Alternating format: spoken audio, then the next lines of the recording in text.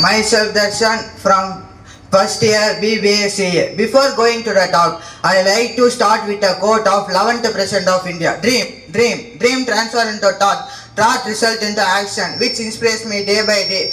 I am going to talk about who is entrepreneur and who is businessman in a small story between two friends. Arun and Bala are the two friends who plan to start a fruit shop near their home.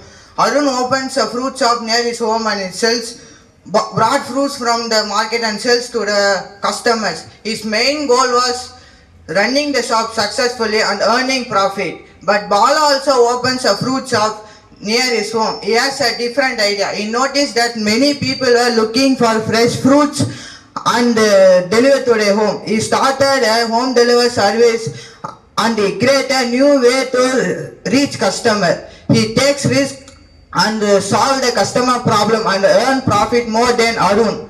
Again I say, a businessman who runs and manages a business, while as an entrepreneur who take risk, new ideas and find a new opportunity. I thank with another quote, focus on goals, not on fools.